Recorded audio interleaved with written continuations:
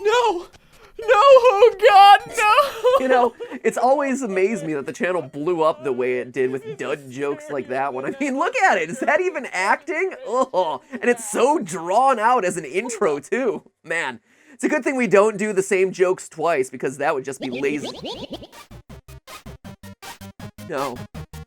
No. No! Oh God, no! No! I'm so scared right now. Hold up. If memory serves, this shouldn't do anything.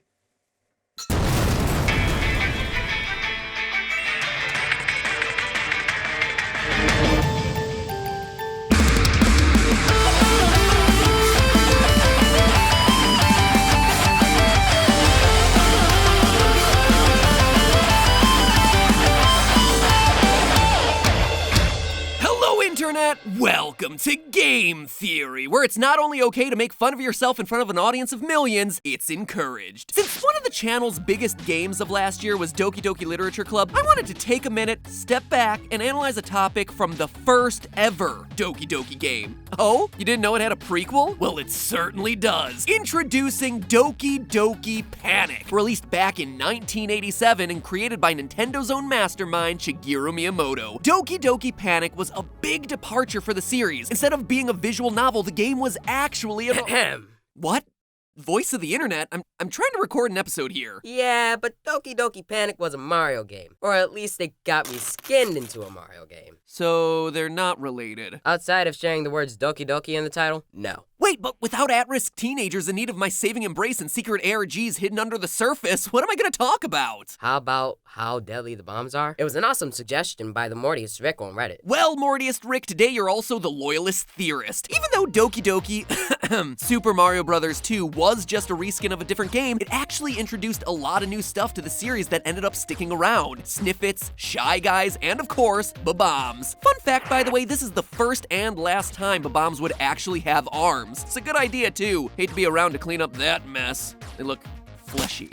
Ugh. Anyway, from that game forward, these bangin' baddies would pop up in almost all of Mario's adventures, spanning a huge range of different sizes, which obviously leads to the question, how deadly are they? Mario seems to be perfectly fine standing a few feet away when they explode, but is that really true? I mean, in the Bullet Bill episode, we found that those things were absolutely useless as weapons. So will the Bob-omb fare much better? Get ready, because this one promises to have an explosive finale. Badoom-ching. In order to understand what the heck is going on with a Bob-omb, we first need to know what its real-life counterpart would be. Now, based off of physical appearance, they appear to be modeled after the cast iron spheres that were the go-to ammunition model for nearly 600 years, between the 14th and the latter half of the 19th century. If you've ever stopped to wonder why this is the iconic image of a bomb in popular media, when bombs over the last 100 years have looked nothing like that, this is a large reason why. The classic round design lasted for over half a millennium. Couple that with the rise of editorial cartoons during this period, the iconic design we see so often was made famous back in the mid-19th century in a political cartoon by Harper's Weekly, one of the most, if not the most widely read publication during the Civil War. Since these were the earliest depictions of what bombs looked like in the public, the visual shorthand just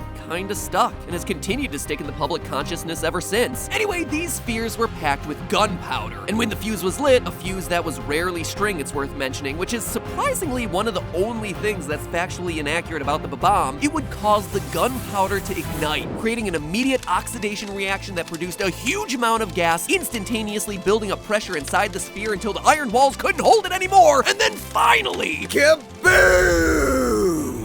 Kaboom indeed. Small iron spheres acted as hand grenades, and larger versions were used as artillery shells. Now, for our calculations, we need to identify which of those two categories Bob-ombs fall into, since that'll affect how much gunpowder they're going to be packed with. Luckily, Super Mario Bros. 3 gives us all the information we need to find the answer. Notice here that the Bob-ombs are being shot out of what appears to be a cannon, but that's not quite accurate. Cannons have long barrels and fire round shot, solid balls of iron, not gunpowder-packed bombs. Mortars, on the other hand, are like cannons, but have much shorter barrels and are set at higher angles. The reason for this is that they launch explosive shells. If a cannon were set up at a high angle, the iron ball would just shoot up and then fall to the ground, burying itself. It would be pretty useless. That's why cannons are always fired at a flat trajectory, so the iron ball can plow through as much as it can before coming to a stop. Mortars, on the other hand, are all about the explosion. And with that information, look again at the Super Mario Bros. 3 footage. Short barrel, high angle, explosive ammunition. Bob-ombs are definitely mortar rounds. But if you're still not convinced, well then, just take a look at these. From back in 1841, 10-inch siege mortars, nearly identical to the ones that are used in the game. So now that we've found our real-life parallel, we can start doing some calculations. Those round black iron shells measure in at 10 inches, 25.4 centimeters in diameter, and each one was filled with a whopping 5 pounds or 2.3 kgs of black powder, resulting in the whole thing weighing in at an absolutely massive 87.5 pounds. That's just under 40 kilograms. Enough with the numbers already. Let's get to the destruction. Jeez, Internet, I know you have a taste for danger. I was just getting to it. Hold your horses. Micro Bob-ombs are the least talked about version of Bob-ombs in the Mario-verse, making their one and only appearance in the classic Super Mario RPG Legend of the Seven Stars. Using our tried and true ruler, Mario himself, standing at 61 inches or 155 centimeters, we can run through a quick analysis to find that they're just below half of Mario's height, roughly 35% in fact. This puts a Micro Bob-omb at about 21.35 inches or 54.25 centimeters in diameter, a little over twice the standard 10-inch shells that were being used during the iron mortar's heyday. To make sure I was getting as accurate numbers as possible, I used this diagram to measure the internal and external diameters of the bomb, since, you know, the iron has to have an actual width to it. That allowed me to calculate the internal volume of bombs of this type and then scale it up with the varying sizes of the bombs. It also allowed me to calculate the ratio of gunpowder to the volume of the bomb to ensure that I was staying true to the construction of this type of explosive. So after doing all of that scaling to match the size of the Micro Bob-omb, we see that the shell would be filled with 20.5 pounds of explosive powder, 9.32 kilograms. Now,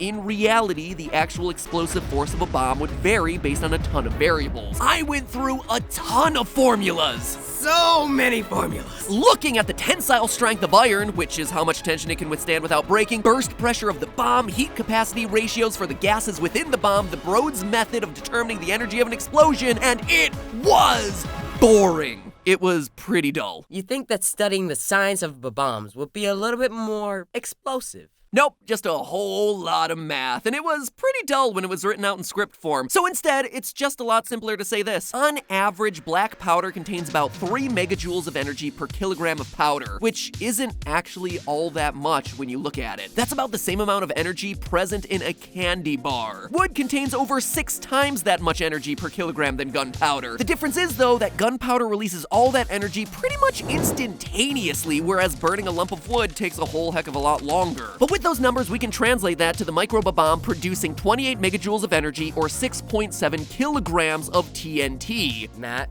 you don't know what that means. Jeez, I'm getting to it. Man, kids these days always just want the results of their math equations. Using the United Nations Explosions Consequence Analysis tool, yeah, that's a real thing, we can input our stats and learn that the Micro Bob-ombs have a fatal zone of 4.35 meters, or a little over 14 feet. Notice how close Mario and the gang are standing to that mini bomb? They dead, son! They dead! No question, they are within the 14-foot radius. Vibrations from that micro explosion would be felt over 80 meters away. That is over 263 feet away. That's the length of 9 school buses. And remember, this is still the smallest bomb to appear in the Mario franchise. Oh crap. Oh crap indeed, Internet. So if the tiniest Bob-omb in the lineage is that deadly, how do the rest compare? Using the same methodology as before, we find that the original Bob-omb from Super Mario Bros. 2 measures in at about 56% of Mario's height, which might not seem like that big of a difference, but think about those numbers. That is a bomb that is nearly 3 feet tall. A meter-tall iron ball loaded with explosive powder. 38 kilograms, or 84 pounds of explosive powder, in fact. That translates to 113 megajoules of energy, 27 kilos of TNT. But what does that mean to Mario in this little bit of gameplay that we see on screen? Well, I'll tell ya, he dead, son. If he's within 23 feet or 7 meters of that explosion, he dead. Flat out dead. There ain't no coming back from that one. If he's not over 90 feet away from that explosion, or the distance from home plate to first base on a baseball field, his eardrums would burst. And we're not even close to done, because the boss Punchinello from Super Mario RPG has one last trick up his sleeve. The standalone biggest bomb in the entire franchise, his last-ditch effort to finish off Mario, the Mega Bomb. Dun dun dun! Like the little roll you got there going on. It's a sexy, dramatic reveal. This massive bomb is twice the height of Mario and comes loaded with, get this, an insane 1,764 kilograms of black powder. For those of you using the stupid Imperial system, that is 4,000 pounds of explosive powder in there. It's a number that translates to 5,291 megajoules of energy just waiting to be released. 1,265 total kilos of TNT. Running it through that UN website, which at this point must be like, Oh,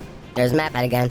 You must be doing another Mario video. we get the disgustingly large fatality radius of 25 meters, 82 feet. Remember what I said with the last bomb where running between home and first base you would have your eardrums ruptured? Well, now if you're in that range, you're dead, son. Mario in that mine, you're dead. Like 10 times over at this point. Houses within 100 feet would be demolished because of that blast. That star piece you guys were hunting for is long gone, shattered into irreparable star bits. You're not getting away with just some explosive powder on your face after that one, Mario. The entirety of that mountain would be crumbling down on top of you. Let's put this in visual terms. Even if Mario had a luxury sedan between him and Ground Zero, he would still be killed from the Mega Bomb's explosion. That explosion is so big that it would be felt from over 10 football fields away. And all because Punchinello, that random boss, yeah, he just wanted to be famous. No joke, that is literally the only reason he gives for attacking you in the game. And looking back, based on the fact that he never again appears in a Mario game, shoot, this is like probably the most famous he'll get. Hate to break it to you, buddy. And there you have it, ladies and gentlemen. Your heart better be Doki Dokiing after encountering those bombs. Little did Nintendo expect that they would be introducing the single deadliest weapon in the Mario franchise by reskinning a simple game. Why stop there? Voice of the internet, you're back.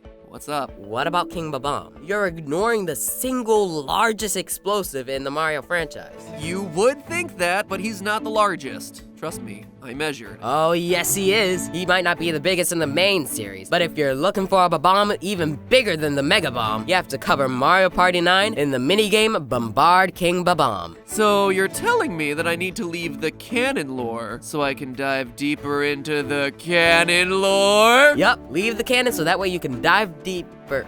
Wait a minute.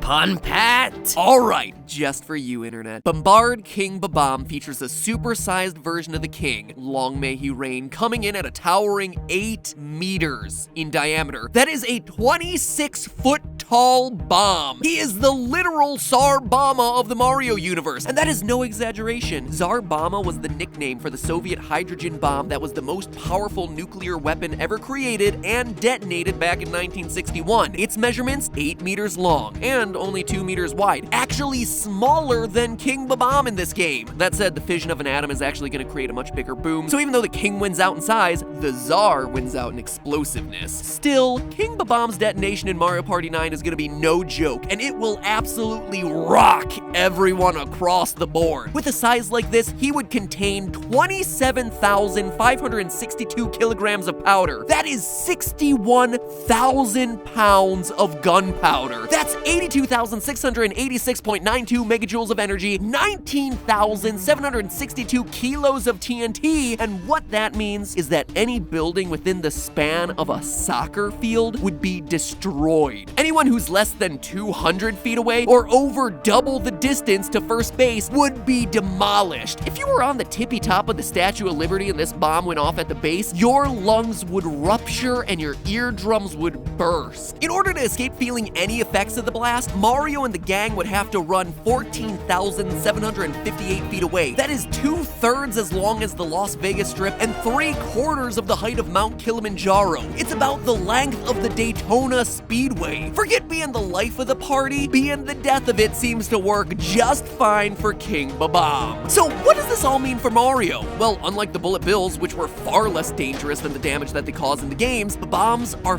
freaking scary. The explosions we find in game are nothing compared to the amount of damage that they would really cause. To make matters worse, I haven't even mentioned the fact that every single one of these bombs would produce a lot of shrapnel, tiny fragments of debris that are fired off as a result of the explosion. I ran the numbers through the Gurney equation to measure the velocity of some of these fragments, and let me tell you, they would be traveling at well over twice the speed of the world's fastest bullet, except here, they're shotgunning out in all different directions. Long story short, the bombs are far and away the deadliest item in Bowser's arsenal. Better work a bit harder on that throwing arm if you want to survive, Mario. But hey, that's just a theory. A game theory. Thanks for watching. And a special thanks to my voice of the internet today, Dominic Dangerfield II, who legitimately not only has the most badass name ever, but also happens to be joining us for a very special recording courtesy of the Make-A-Wish Foundation. Anything you want to say here, Dominic?